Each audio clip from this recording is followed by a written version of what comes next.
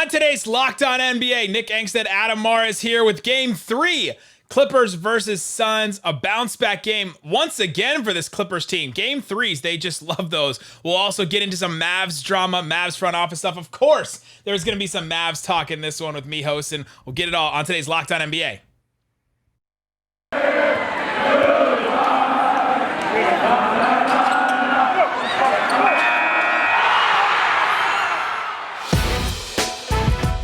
It's the Locked On Podcast Network, your team every day. You are Locked On NBA, your daily NBA podcast. Part of the Locked On Podcast Network, your team every day. And welcome. You are locked on to the NBA. My name is Nick Angstadt, host of the Locked On Mavericks podcast. And joining me, as always, or should be always on Fridays, Adam Morris, host of Locked On Nuggets from DNVR. What you got for me, Adam Morris? Man, a good night of basketball, crazy Mav stuff, and a good playoffs, man. We're just on a hot streak right now with good games. Knock on wood. It has been. There's not the big stars anymore, right? Like even Kawhi is out. Chris Paul is missing some games. No LeBron. Stop. I'm just saying it's been good despite that. No, the big stars are here. They are arriving. They are new arrivals on the shores of superstardom, playoff superstardom. Devin Booker, Trae Young, Kevin Huerter, I guess. I mean, didn't even him. Terrence Mann. There's a lot of new stars. All right, so today we're going to get into, obviously, Game 3, Clippers versus Suns. A lot of news in the NBA, of course. The Dallas Mavericks situation. Seems like they got a new head coach, president of basketball operations. I'll get into that for sure. Little thing on Damian Lillard, too, that might be connected to the Mavs thing. Maybe not. We'll get into that. And then, of course, in the third segment, we'll power rank the biggest surprises so far in the NBA playoffs. So let's get into Game 3 from Clippers versus Suns. Man, this was a interesting game. There are so many things going into it. So the Suns are up 2-0. They won both of their games at home and pretty convincing a little bit there. And Chris Paul was out for both of them, which has to probably be one of the surprising things of the playoff, him being out. But Chris Paul was out of those. They ended up winning. And there were just some weird games with Chris Paul out, Kawhi Leonard out, like the two best players in the series probably out. Suns win both of those. And then Devin Booker's nose just gets absolutely annihilated in Game 2. He has to wear this mask in Game 3. It really obviously messed with him. He went 5 of 21 from the field. Chris Paul came back for the first time. He went 5 of 19. Like, you just don't win games when your two best players are shooting like that. And the Clippers were able to capitalize and run away with it. There's no question you don't win games when your two best scorers, in particular, and creators shoot like that. But I'm not going to give the mask credit for this. In fact, I'm not even just going to say that they shot well. I'm going to give absolute credit to a Clippers defense that was up for this challenge tonight. And I think to Ty Lue, you joked earlier coming into this one that the Clippers have been down 0-2 now 3 times in a row. Yeah, the only team ever, by the way, because no team's ever come back twice. That's wild. But honestly, the two series before this one, and then, it's early to say this. We're only one win now for the Clippers into the Western Conference Finals, but they've all followed a similar script where it's like they've been competitive. You've seen okay, they've tested the fences. They see what they need to do. Tonight, you get Pat Beverly and Zubac right from the start. And Pat Beverly tonight just attacking Devin Booker defensively relentlessly. And I thought they did a phenomenal job of walling off the paint, taking away those drive. Phoenix just kills you with those drive kicks, swinging around the horns. Everybody's touching, everybody's involved.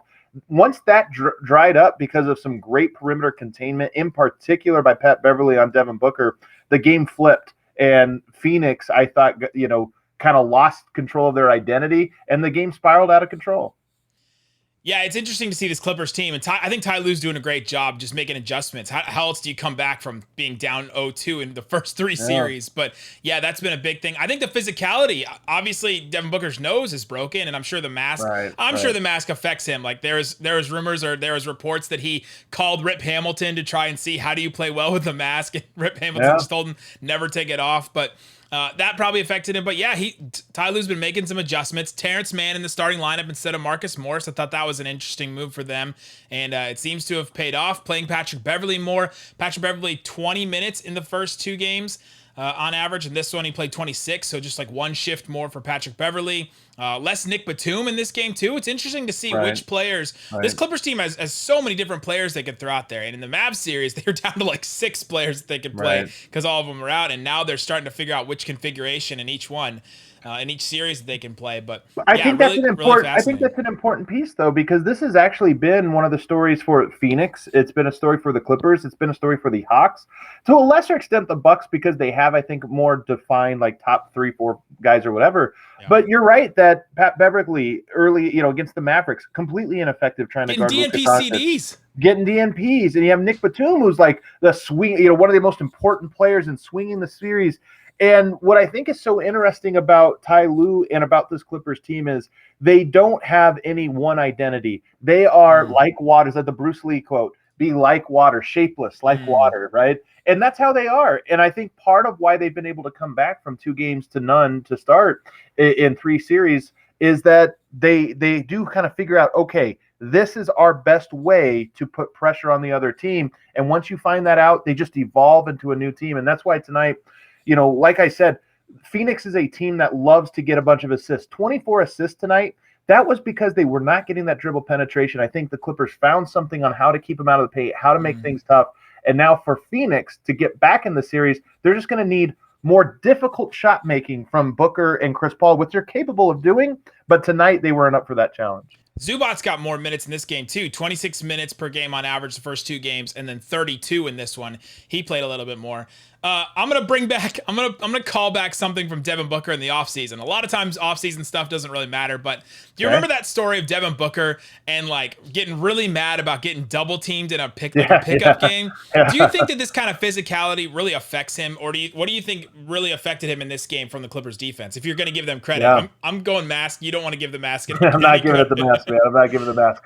These guys are too good for me to say a mask is going to bother him. But with Devin Booker, what he is, he really is from the Kobe school of phenomenal footwork and crafty. And I think what he does is he gets defenders off balance and then he pivots out of them. He's really good at setting guys up and then, crossing them over, sidestepping, step back, or whatever, those little hesitation moves. They're always counter moves.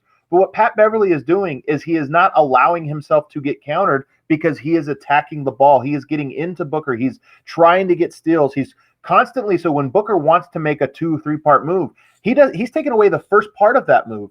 And I think it's just throwing Devin Booker off a little bit. And then you have to give it as a team effort. They have a lot of bodies that they're throwing into the paint. You mentioned Zubac, who was fantastic tonight, but he not only patrolled the paint and sort of and clogged it, and they use their length. They have so many long guys to do that. But he also just cleaned up the boards. 10 defensive rebounds tonight, 6 offensive rebounds for him. It just was a lot of don't let the ball get moving in Phoenix. Don't let Devin Booker get going downhill, and then clean everything up. No second chance points.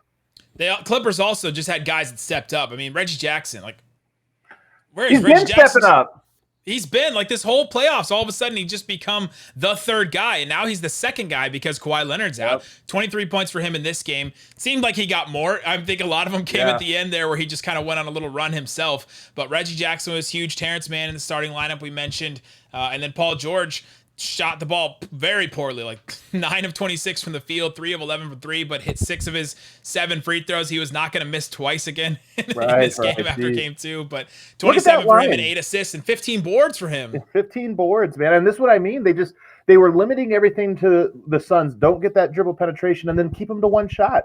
And I think the other thing that happened in this game that's going to be really interesting, it's funny because I see some people really dogging Chris Paul, and he comes back and everything falls apart. One thing that happened in this was campaign. Only 4 minutes, he goes down with a sprained ankle. Hopefully he can come back in this one because we talk about the Suns need to get dribble penetration to collapse the defense. Campaign's one of the better guys on their team at doing that. So taking him away, that's part of why they lost that tonight. But Chris Paul, I thought the ball was a little sticky with him tonight. In a way it hadn't been in the last few games. When the Clippers sort of took away that dribble drive game and started making things hard, to succeed, you've got to stick to the game plan. Yes, it's not working right now, but keep making them work. Keep testing the perimeter. Keep trying to get into the paint. And I thought they didn't do that. And I thought Chris Paul in particular did not do that. Slowed the game down, kept it in his hands. And there was just a lot of late shot clock shots from Phoenix in the second half. Yeah, it was interesting to see Chris Paul like that. And you just wonder, he's at this stage. This is since the Rockets thing, and maybe the Rockets thing and nothing else, this is his best chance to make a finals, right? And you kind of want to take the game into your hands and try and do stuff like that, right? Like Totally. he's averaging 11 and a half shots a game in the playoffs, and he took 19 tonight. Wow. Yeah. Just a very different Chris Paul, and he's just coming back. Like we don't know what his wind is like right now. We don't know. Right. We don't know what he was out with. Like, did he actually have COVID? I don't know if I don't know if we know that, but I thought was the thing. So he's vaccinated, so there's a different protocol. It's a shorter protocol, but it sounds like asymptomatic or whatever. But I didn't like watching him play tonight. He didn't look fatigued. It didn't look like any of those things to me. It's funny. All playoffs I've been talking about the two teams who are playing with the most connection and the most sort of confidence and faith in each other. Not a singular, I'm the man, I can do this, but a collective sort of confidence in each other has been the Hawks and the Suns by a mile. And I think that tonight, the interesting sort of psychological thing that happened was Phoenix played like they didn't have confidence in each other. And Chris Paul in particular, that's what I mean. The ball kind of stuck to him, like you're saying, I'll fix this, like I'll calm things down. And that's not their, as great as Chris Paul is, their strength is in their ability to move the ball and get those assists and everybody sort of eating. In the first half that happened, in the second half it did not. Couple more things about the physicality. Jay Crowder fouled out of this game. Almost got his, or did he get a technical at the end of there, which would have been like 6 for him at this point in the playoffs. But Mikal Bridges also got 2 early fouls in this game. He was out pretty early. And you mentioned it. I think it needs to be bigger. Cam Payne, like how important is Cam Payne to this team? So weird that Cameron Payne is now like this so important player for the Suns. He was playing in China like 16 months ago, and now he's playing this huge important role. He might make an appearance later on in power rankings. You never know. Have to. But if he is hurt though, if Cam Payne, I mean, it's a rolled ankle, and he is a player that has really been coming along, especially in these playoffs. And sometimes a little momentum, a little ankle tweak, and you don't get to play. Does that halt the momentum? Does that halt the confidence? I'm really interested to see how Phoenix responds to the emotional aspect of this game. But the last piece strategically that I'd look at. You look at Ayton's line tonight, 18 points, 9 rebounds. Like, okay, 9 of 13 shooting. That sounds like Ayton. Minus 25 tonight, by far the worst. And I don't think this was necessarily anything that he did. But you look at the 16 boards on the other side for Zubac. Yeah. That's the battle. Like Ayton is so good because he provides that physicality, that size. And I think in game 4, he's going to have to be more of a presence on the boards, and in particular, more of a presence on the offensive boards and at the rim, just punishing them for the way that they're able to clog the paint and wall off the drives. You wall off the drives, you got a big right around the basket who can finish plays. He didn't do that tonight. Yeah, that's a big focus for them. And obviously, I mean, if Chris Paul and Devin Booker make more shots, they probably win this game. Too. But yeah. So we'll focus on Game 4 on Saturday. You'll hear from Josh Lloyd probably on Monday about that on Locked On NBA. You can also follow all of the Locked On shows, Locked On Suns, Locked On Clippers, doing a great job over there. Coming up, we'll get into some news, lots of stuff out of Mavs land. The Indiana Pacers have a new coach. Damian Lillard, maybe some rumors there. We'll get into that. By the way, today's episode is brought to you by Michelob Ultra. Enjoyment isn't the end game. It's the whole game. Only 2.6 carbs, 95 calories. It's only worth it if you enjoy it. Also, I want to tell you about betonline.ag. It's the fastest and easiest way to put down some money on sports. If you're feeling the Clippers' momentum, if you feel like the Clippers can come back, you can go and get that right now. The Suns are still a 1-point favorite for the game on Saturday. So that's an interesting one. If you're feeling the Clippers momentum back again and you want to take the Clippers, still Suns a favorite in that one. Tonight, if you're watching this on Friday, the Bucks a 7.5-point favorite still. Wow. Why are the Bucks still a 7.5-point favorite? If you listen to Locked On Bets, you got that. The Bucks were like an 8.5-point favorite, and they called the Hawks in that one. They got that one right last time. So maybe again, or maybe it's the revenge of the Bucks. I don't know if the Bucks can score well enough to cover that, but go check that out. Use the promo code LOCKEDON. Get a 50% welcome bonus with your first deposit. Bet online, your online sportsbook experts. All right, Adam Mares, let's talk some news in the NBA. Rick Carlisle is now the new head coach of rebooted. Everything gets rebooted now in 2020, and Rick Carlisle back with Indiana is the head coach. Any thoughts on this for Indiana and then for, I guess, Rick Carlisle himself? Well, I'm more interested in your thoughts, having been following the Mavs and following Rick Carlisle so closely. The one thing I will say is I wouldn't imagine him and Domantas Sabonis as a match made in heaven. That doesn't, to me, that's not like a pairing I would have expected. But Carlisle's a heck of a coach, and he's one of the guys that has brought success with him everywhere he goes. So I imagine he will also bring that to Indiana. But to me, it wasn't where I expected him to go based on the personnel that's available. To me, it is, because I think he does his best work when he has just like a mediocre group of players, right? Like he has these role players. Man, shots fired at Indiana, although you're not wrong this year. You're not wrong. Well, they got two almost all-stars and an all-star in Sabonis, but when he just gets like a good players and he can take them to a next level, he's a floor raiser, I think, as a coach, and I think he's really good at that. He's really good at putting a bunch of pieces together. He really likes Miles Turner. Miles Turner worked out in the Mavs facility over the offseason. Rick Carlisle always has good things to say about him. I do think Sabonis and him might be a good pairing. After Rick Carlisle learned with all the things he learned with Dirk, and then he learned with Dirk how to use a player sort of like that, and now with Luka, he learned how to use maybe a personality like that. And so I think maybe that experience could work for them, but he is gonna be a tough-nosed coach. So I don't. Is that a good thing though? We made all the jokes about Bjorkgren and everything, and players were kind of tired of his voice and this or that. And I also just look at Ty Lue and I look at Monty Williams, and I look at some of the coaches, maybe that Nick Nurse, even the guys that have had success recently, and Steve Kerr. They're soft-spoken. They're thoughtful, this or that. It just seems like that's the approach for this new generation of player, a new generation of NBA. And I wonder, Rick Carlisle, let's not kid ourselves. He's thorny. He wears on people, and maybe it works for a year or two. I don't know. I just wonder if that's. I'm curious to see if he'll continue to have success with that aspect of his personality. Yeah, I mean, tactically, you're getting a great guy, right? Like, you're getting a guy that can raise the floor, that can probably put these guys in the best case, and maybe winning trumps everything. Maybe they just need that. And maybe just Rick Carlisle coming in with experience, being a championship-winning coach that's been there before, that has some institutional knowledge of Indiana. Like, maybe that is enough for some of these guys to see, like, oh, man, we can actually be something and do something. We know we have talent, but, can Rick Carlisle become that coach? Doug McDermott has been a player that's been on Rick Carlisle teams before and did really well. His stint with the Mavs, he shot like 50% from three, so he's probably happy to have him come back. I don't think anyone else has played for Rick Carlisle that I can think of. No, nobody else has been on the Mavs. But yeah, that's kind of interesting. So we'll see. We'll see what happens in Indiana. Go listen to Locked On Pacers if you want more thoughts about that. They already did an emergency pod today. Let's get into the Mavs stuff. Oh boy. Have you ever seen that meme? Sometimes maybe good, sometimes maybe shit. Have you seen that? That's how you're feeling, though. That's how I'm feeling right now. So it comes out in waves. First of all, Rick Carlisle gets named the coach of Indiana, and he comes out with this big statement saying, you know what?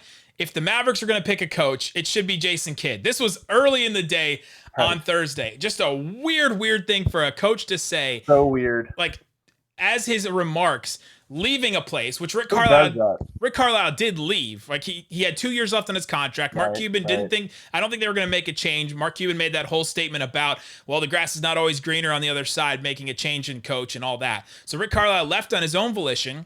He then suggests a guy, or maybe he was just trolling and knew that was the guy that they were looking at to replace him and just put it out there. Wouldn't put it past Rick Carlisle to do that. I mean, come on, man. Would it be the biggest coincidence in the world? I mean, come on. I definitely think I think you can even go back further and just say, okay, there's the Athletic, sort of hit piece on Reliably, and then Bonnie Nelson's out. Like, this is a wild roller coaster of 1 week. And I think, taking in the context of all those things, the fact that Rick Carlisle said, oh, they should go get Jason Kidd, like, that didn't come out of nowhere. I'm sorry. That did not come out of nowhere. That there had to have been something there. And it just feels like, I'm not saying it is, it feels like a little dig, a little like, yeah, watch this, everybody. 100% said it'd be good for Luka and all that kind of stuff. Like, okay, all right. And I guess the Mavericks then took it bait, line, sinker, or whatever. And now it seems like Jason Kidd is in advanced contract talks with the Dallas Mavericks. So that is down the line. That's pretty much a sure thing. The weirdest part about this is they always said that they were going to get a president of basketball operations before a coach. And so the president of basketball operations wasn't announced. I guess it's just all semantics and timing and all that. But Nico Harrison is now going to be the president of basketball operations for the Mavs. I think Michael Finley is going to stay on as the vice president of basketball operations for the Mavs. And so I think they may still be looking for a GM or finding somebody to fill that role. But that seems to be the leadership structure for the Dallas Mavericks. Jason Kidd coming in as a coach. There's a lot of things you can say about him as a coach, mostly about the time that guy ran into him to knock over the water in his hand, or the soda in his hand, or whatever it was. Like very Chris Middleton memorable or for somebody. sure. Yeah. But all jokes aside and everything, this is a Dallas Mavericks organization and franchise that has gone through some really tough, really dumb, really awful situations with harassment, with sometimes domestic violence, with abuse, all kinds of things that has happened in their business office, in people that were around players. It never really got into the player situation, so the front office, anything like that, but it was part of their, there was the head of communications, there was the Earl Case-Need from Mavs.com. Like, there was all these people that were involved in that SI story that came out a couple of years ago. And Mark Cuban went on the jump and started crying and apologizing for everything that, happened, and for, letting it happen on his watch, and sent Marshall to come in and be, the president of the organization to basically clean up all that stuff. And now here we go with Jason Kidd. Yeah. Now, it's tough for Jason. It's tough. And I'll talk about this a lot more in depth on Locked On Mavs, but Jason Kidd has a history of domestic violence. Goes back 2001. He was arrested he was arrested and charged for domestic violence against his wife at the time, which is a really weird story if you go back. Like, he spit a fry at her, and then he hit her while he was holding yogurt. Just a really weird story all in all. But that happened, and then in 2007, they divorced, and both sides claimed domestic violence against each other. There's just all kinds of weird stuff. Obviously, a very toxic, bad relationship that Jason Kidd was in. I don't believe there's been, and I've tried to read up on it all day, please correct me if I'm wrong on Twitter, and I'm sure you will, that there's been any reports of that since then. I'm a person that believes people can change. I think people can get better and improve in life. But I don't think the Mavericks have to be the people that have to be the organization that approves that. I think the Dallas Mavericks, I think this is a mistake to bring this guy in to do all that stuff that you said about, well, now we're sorry and we're not going to do that again, and we'll get rid of these people and not necessarily leverage positions and all that. There is also, actually, I'm going to go back on what I said earlier. There was a member of the front office. There was a member of the scouting department that got was accused of rape in their front office, and he's gone now, not part of the organization anymore. How long ago was this? Tony Ronzoni. That was 2 years ago, I believe. Not that long. Yeah. That story came out. Yeah. So the story happened way before 2 years ago, but the story just came out and then he was gone. So yeah, it has actually penetrated the basketball side a little bit. So this is not something the Mavericks are just gone from, and that everybody is clean and clear and okay, we'll give this guy another chance. And Jason Kidd, it's been so long, and Dirk gave him the seal of approval, and Mark Cuban and all this. And it's like, why are you doing this again for Jason Kidd? I understand he was part of the 2011 championship run and he's been all this, but not worth it. Yeah. First of all, and then there's a certain line where morally, if you believe that is just not something you want in your organization, you shouldn't be part of it at all. Yeah. And so there's so many different angles you could take. I'll dive into it more on Locked On Mavs, but right now I just think it's a mistake on that front. It's not just optics. It's approving somebody with once you have a history of domestic violence, you don't get rid of it. It's always with you. And so why would you get that person when there's a perfectly capable person to be the coach in Jamal Mosley that has been sitting there, that Luka loves, that everybody approves of, that players around the league have been, giving their approval of, that checks all the boxes that you want with a Jason Kidd type, and does not have a history of domestic violence. I mean, just such a tumultuous week for the Mavs and for that organization. And it's not really funny, but it's almost ironic that you think about the Haralabob hit piece was about bringing in not basketball outsiders, but people that aren't necessarily in the pipeline, ex-players or Cuban thinking out of the box. It's Cuban thinking out of the box. And so you go for a GM, today's news, it sounds like you're going to hire a president of basketball operations that is similar thing, out of the box, also somebody that hasn't been in the pipeline, albeit a very respected individual. There's a lot of very smart people saying, hey, he's long overdue to be getting a gig. So you get that piece, but then you also get, to your mention, a really rough recent history with the Mavs, and then you go and hire somebody that, by the way, his name was just rumored in Portland, and then withdrew his name because of the blowback for being attached to it, and Jason Kidd. So well, I also think he knew that this was coming. So I'm maybe that's all it took. But either way, it's. I agree with you that I think the optics of this week, just when you piece it all together, just something feels really off. Feels really uncomfortable, I think, for the Mavs. And also, by the way, kind of going quick. It's a really quick process here to replace Rick Carlisle, to make all of these moves where you're thinking, are you in a hurry? Is it something that we had to get this done today? Especially coach, right? Like GM, I can kind of understand because the draft is in Draft's a month, coming right? up, Like the yeah, stuff is coming. Trades have happened, right? Like the Celtics and Thunder have already made a deal, and this is a very high leverage offseason for the Mavericks. But yeah, I don't know. There's all kinds of different angles we can take with this. Yeah. The main so with Nico Harris, the president of basketball operations, I'll just give a quick thing on him. He is a big executive with Nike. He's been around the Mavericks. He's been in the arena a lot. A couple of people with the Mavericks say that they've known him for years and years. He was right hand to Kobe during the twilight of his career and all that. And there's also another angle with him that I'm not 100% sure on, but he was there helping Kobe rehab his image after the Denver the assault charge and assault accusal. I always get the words. Sure. And so, but Nico Harris comes in. I kind of actually like him as a different kind of guy, a different voice, a guy that has connections all over the place, a guy that knows all these players. It's worked for Nike that was, according to at least Nick DiPaolo, was pivotal in Luka moving over to the Jordan brand side of all that. And so I think that's a pretty good relationship that the Mavericks can have, new contacts and all that, just a fresh voice and all that. I think Nico Harris could be great. What's interesting is these types, most organizations have somebody like this that is like an unofficial employee. And usually they're like the right-hand man of an owner, or they're not technically your president, but we've all, Worldwide West or, these types that have been around informing. And usually they are connected to the shoe industry, right? Because there's so much influence and they interweave in and out of the NBA. So it is a little bit interesting that this is not an unofficial role. This is a very official role. This is a very at the actual upfront face of the front office. I'm curious how he's going to do now that he doesn't have multi-million-dollar shoe contracts to hand out to people, right? Like how will his relationships with players be without that kind of leverage? Hey, you don't lose those contacts when you sit in the president of basketball operations seat. So that's true. Don't kid yourself. Those aren't going away. They just might be signed by him on the dotted line. We'll cover all that on Locked On Mavs. Coming up, let's get into Damian Lillard quickly, and then we'll power rank the biggest surprises of the playoffs so far. But before we do, let's talk about Built Bar. Built Bar is a protein bar. It tastes like a candy bar. They're delicious. I love them. I'm running short on my coconut brownie chunk. Those are my favorite ones. I had a box that I was just holding on to. I only have 3 left. Always check back to see what new flavors they have. They're coming out with new ones all the time. They're pretty good for you, like 130 calories, like only 4 grams of sugar for these bars that are covered in 100% chocolate. They're great. They had a new flavor that just came out recently. Oh, actually, they have German chocolate cake, a new bar, brand new bar that's on the website right now, back for a limited time. Go check that one out. They also have strawberry. There was a new flavor that just released that I ordered. I will be trying that one for sure. Use the promo code LOCKED15 to get 15% off at Built Bar.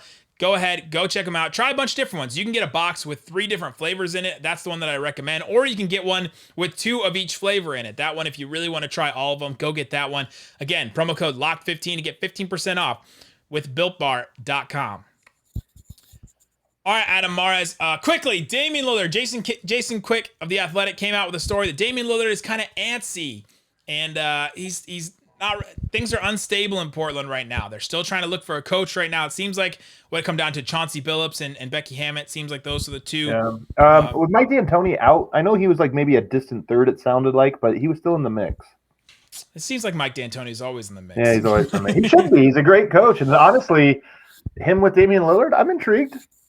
Once upon a time, Damian Lillard said to Chris Haynes that he would want to play for Jason Kidd. Now Jason Kidd, the coach in Dallas. So I don't know if we want to connect the dots there. Oh, my goodness. Wow. Wow. How that could happen. But any thoughts on Damian Lillard? Like, could something happen this summer? Do you think it's possible this year, or do you think he waits out another year, or is he just a Portland lifer still? Like, that's what he's been saying his whole career, that he's going to stay there. He wants to be in Portland for a long time. I don't know. But the thing that I think is interesting and important about this is that Damian Lillard has been the anti-super team guy, right? He has been the I'm loyal to Portland. Like, I think he actually, more so than any other athlete, understands the connection that he personally has and the team has to the city he's in, and he has a really healthy respect for that. So him putting the pressure on the organization to say, hey, I hope you have as much urgency to win as I do. I deserve that much, and he's right. So I think this is his pressure. But if that pressure isn't met to his standards and he does end up asking out, if it doesn't work out, whoever they hire doesn't connect with them, or the team doesn't make the right moves this offseason, I do think that it would be an important moment, because if even Damian Lillard ends up asking out, what hope is there for any other superstar? Yeah. Well, you get it. Then you just try to get that second contract, right? You try to do what the Bucks did for Giannis and just try to convince him that long. And you can't keep a superstar forever. So unless you're, I guess, Steph Curry and the Warriors, Dirk and the Mavs, all that. But yeah, Lillard has, I mean, on his contract, and he has a player option in 2024-25 that season. So he's under contract until then. They could cave to him if he does decide to ask out for a trade. It seems like stars can get moved whenever they want, but. Damian Lillard has so much respect that if he said, hey, guys, this isn't cutting it for me, get me out of here, Portland would be forced to trade him or lose their reputation for years and years and years and years to come. Yeah, true. And players around the league all respect Damian Lillard too, right? Everybody. And he would be telling everybody, and he's in Space Jam, so you know that's got some pull, and there's some star power there. All right, let's get into power rankings. The most surprising things in the NBA playoffs so far. Give me your first one or your fifth one, whichever one you decide to go with. You're right. Well, this is actually all of these are players or teams that are currently still playing. And so I know that it's funny because you go back and you look at some of the early rounds, and there were guys you could kind of point to and say they've been surprising. But I think the true surprising stories, the big surprising stories, have all come for teams that have made it this far. That's part of what makes it so surprising. So number 5, this is easily my worst one. You know that these power rankings are never like great. I thought that people are going to get mad already. The Phoenix Suns crowd. The Phoenix Suns crowd. Of all the things, you only get 5 things. I only get 5. And I'm giving Phoenix Suns the crowd. And no, not because of Suns and 4 guy and the fights in the hallway. Let's pretend that's not happening. But beat a guy to a pulp. But into submission. But if you watch these games now, and we've seen every single arena, basically every single team, that Phoenix crowd stands alone, and how much they have been just into it. The sea of orange in the stands, how consistently loud they are. We hear this all the time about the big markets or the small markets. And look, Phoenix is one of those cities that is fair weather, as is like 90% of sports markets. But guess what? The Suns are good, and they are showing out, and they are a juggernaut at home right now. They to me are the surprise. I didn't know. Did you know this, Nick? Did you know that Phoenix has a great playoff atmosphere? I think Robert Orion and Amari Stoudemire can agree that they have a pretty good Hey, Monty Williams said it was the loudest he's ever been in an arena in Game 2. He's been around the NBA for a long time. He coached the Hornets that one time in Oh, Oklahoma. I like that you're trying to discredit this by where Monty Williams. It's not like he hasn't played in other stadiums. It's not like he's only been in the team he's coached. Come on now. The Suns crowd, number 5. All right, okay. Number 5, baby, the Suns crowd. Number 4. Terrence Mann. Yeah. I got to give some credit here to Terrence. And even tonight, like you look at his line tonight and it doesn't really pop out. He had 12 points, 5 rebounds, 2 assists, 1 block. But 6 of 8, so it wasn't like he was forcing shots. And I thought he was one of the big X factors defensively. He just did such a great job. And in transition, he did such a great job. He obviously saved them in the last round with that insane, what was it, a 39-point performance? I can't even remember what the number was. Yeah, 39, absolutely wild. So Terrence Mann, to me, has been one of the big surprises of this, and in the best way. Huge, yeah, absolutely. I don't know why that's not higher. Because there's to see the top 3. Because there's some guys that are even crazier. Reggie Jackson, number 3. Back from the dead, Reggie Jackson. Dude, so out of the league, nobody wants him. You know what he's making this year? I should pull it up because I had it earlier, but it's like $2.5 million. That's vet min, right? Almost nothing. And last year he made $734,000 on the Clippers. Yeah, this year's making 2.3. Yeah, $2.3 million he is making, and he is. I mean, you're talking about the Western Conference Finals, the second best player. I mean, like clear second best player on their team. Giant cojones, just not afraid of the moment at all. Every single Clippers playoff game, he's hit a 3 within the last 5 minutes, like a clutch 3. Every Mavs game, whoever they played the second round. Yeah, Utah. Yeah, don't forget. Utah, don't forget your boss's team, but they're very forgettable. I know they are, but no. But Reggie Jackson, man. It's funny. I put out a tweet the other day that was like the most clutch players in NBA history, and it was like Kobe Bryant, Michael Jordan, Damian Lillard, and then I had Reggie Jackson 1, and nobody got that it was a joke. That's how good Reggie Jackson's been playing. Know he's been good. That's how you know he's been good. Oh man! So he's up there. All right. At times during the season, like wasn't even playing for the Clippers too. Like he was out. He was kind of out of the lineup. He wasn't starting. He didn't start for a while. Like just weird season for him. And then all of a sudden, he's the second most important player in that team, probably, or second best scorer. Belief. That is the story of the 2021 players. Belief. Reggie Jackson has no lack of belief in himself right now. Believe. Believe. Look at that right there. There it is. Ted Lasso. Number 2, there you go. Number 2, campaign. Absolutely. Maybe even more surprising than Reggie Jackson because I thought so much less of him, but he is a legitimate weapon, and I don't think it's a coincidence that the Suns lost on the one game he was not available to him this postseason. How many games do you think campaign played in 2019-20? I have a feeling you have it pulled up in front of you. I'm going to get how many in 2019? Over under 25 and a half. Well, I'm going to go under because you gave me an over under. So I'm going to go under. 8. Wow. Oh, wow. See, 8 games for the Suns in 2019-20. Wow. And only 31 the year before that. He was the worst player in the NBA. I think I have a tweet. I probably do. You can search that. It says campaign is the worst player in the NBA. And it's only like 2 years old. It's not that old.